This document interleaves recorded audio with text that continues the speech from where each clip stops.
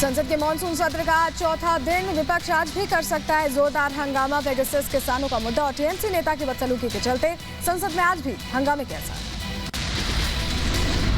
इससे पहले संसद के दोनों सदनों में तीसरे दिन भी जमकर हुआ हंगामा। जासूसी कांड, कृषि कानून और ऑक्सीजन की कमी के मुद्दे पर विपक्ष ने सरकार को घेरा। संसद सत्र के तीसरे दिन विपक्षी सांसदों ने सरकार के खिलाफ नारेबाजी की। संसद में कृषि कानून और जासूसी कांड के मुद्दे पर चर्चा कराने की मांग।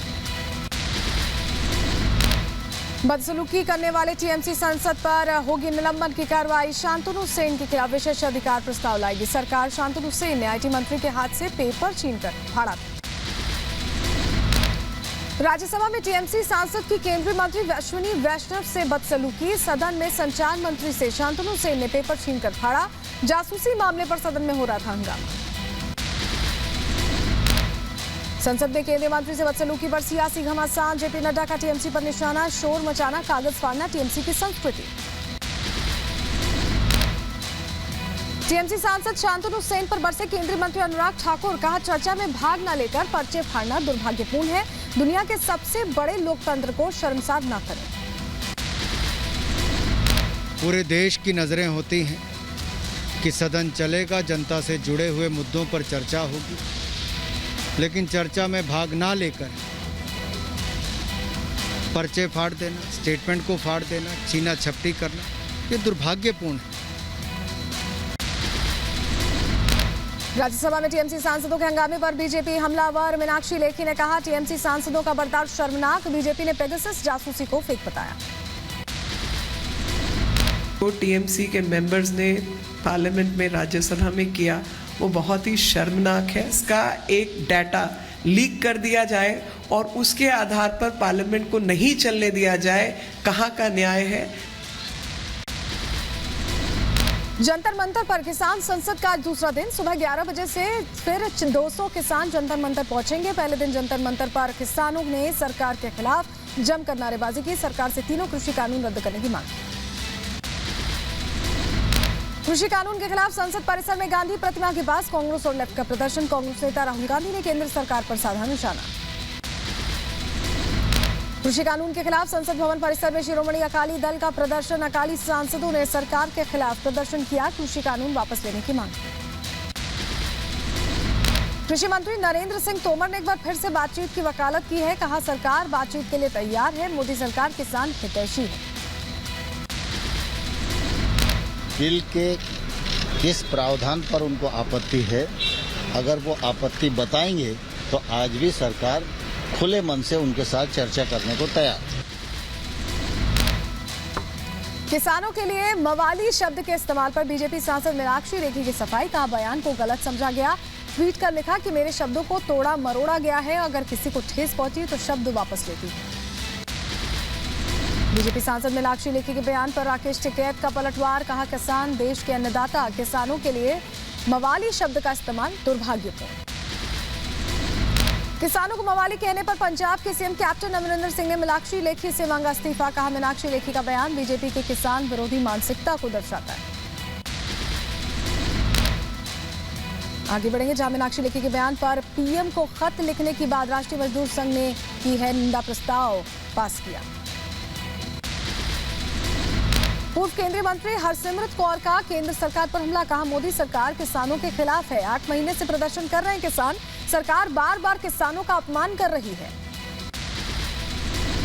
दिल्ली में किसानों के समर्थन में उतरे केरल कांग्रेस के सांसद। जंतर मंतर पहुंचकर किसान आंदोलन का किया समर्थन। किसानों की मांगों को जायज बताया। किसानों के प्रदर्शन को देखते हुए सुरक्षा के कड़े इंतजाम। संसद के चारों तरफ रास्तों पर बैरिकेडिंग्स। अर्धसैनिक बलों की कंपनियां तैनात की गई। दिल्ली के जंतर मंतर पर किसानों ने किया लंगर का आयोजन। 200 किसानों के लिए खाने पीने का पूरा इंतजाम किया गया। किसानों को लेकर टीएमसी सांसद महुआ मोइत्रा का केंद्र पर हमला। किसानों के लिए बनाया गया कृषि कानून। अगर किसान नहीं चाहते तो सरकार को कानून वापस लेना चाहिए। भारतीय किसान यूनियन के अध्यक्ष नरेश टिकैत का बयान। कहा, राजनाथ सिंह करें मध्यस्थता तो निकल सकता है कोई हल। आज सिद्धू की ताजपोशी में शामिल होंगे कैप्टन अमरिंदर। विधायक कुलजीत नागरा, संगत सिंह ने समारोह का न्योता दिया है। आज पंजाब कांग्रेस अध्यक्ष का पद संभालेंगे सिद्धू।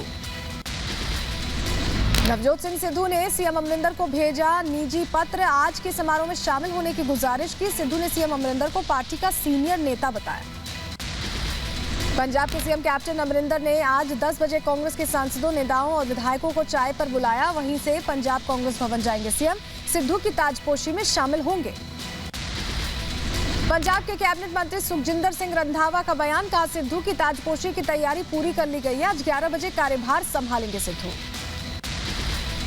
पंजाब कांग्रेस में जारी तकरार से हरीश रावत का भी इनकार। कहा, पार्टी में सब ठीक है। पूरी कांग्रेस कैप्टन के नेतृत्व में सिद्धू का स्वागत करेगी। यूपी के सीएम योगी आदित्यनाथ का गोरखपुर दौरा। आज 154 करोड़ की लागत से 50 एकड़ में निर्मित होने वाले उत्तर प्रदेश सैनिक स्कूल का करेंगे शिलान्यास। दोपहर 3 बजे फर्टिलाइजर परिसर में होगा कार्यक्रम। गुरु पूर्णिमा पर गोरक्षपीठ में हो रहे हैं सीएम योगी।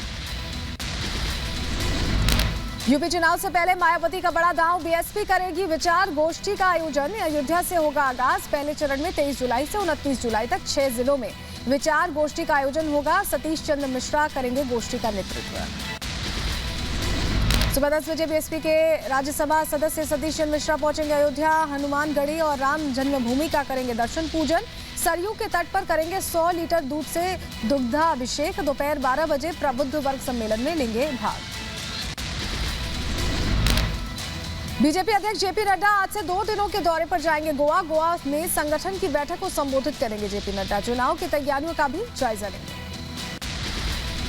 मध्य प्रदेश में आज से गर्भवती महिलाओं का टीकाकरण। ऑनलाइन रजिस्ट्रेशन के जरिए होगा टीकाकरण। सभी शासकीय मेडिकल कॉलेज, जिला अस्पताल, सिविल अस्पताल और सामुदायिक स्वास्थ्य केंद्रों पर टीकाकरण की होगी व्यवस्था। राजस्थान में 2 अगस्त से खुलेंगे 1ली से 12वीं कक्षा तक के सभी स्कूल। सीएम गहलोत की अध्यक्षता में हुई बैठक में लिया गया है फैसला। शिक्षा मंत्री गोविंद सिंह डोटासरा ने दी जानकारी। राजस्थान के जयपुर में धर्मध्वज का मामला गरमाया। हिंदूवादी संगठनों ने ट्रांसपोर्ट नगर थाने का घेराव किया। गहलोत सरकार के खिलाफ जमकर नारेबाजी की। विधायक के खिलाफ केस दर्ज करने की मांग रखी। विदेश सचिव हर्षवर्धन श्रृंगला आज से 2 दिनों के दौरे पर जाएंगे यूके। यात्रा के दौरान विदेश सचिव अपने समकक्षों के साथ बैठक करेंगे। रोड मैप 2030 के कार्यान्वयन पर करेंगे चर्चा। द्विपक्षीय संबंधों पर करेंगे विस्तृत समीक्षा। फरीदाबाद के खोरी गांव से अतिक्रमण हटाने के मामले में सुप्रीम कोर्ट आज पुनर्विचार अपील पर करेगा सुनवाई। इस अपील में अरावली की पहाड़ियों और जंगल की जमीन पर बनाए गए खोरी गांव को 19 जुलाई तक ढाए जाने के आदेश पर फिर से विचार करने की गुहार लगाई गई है।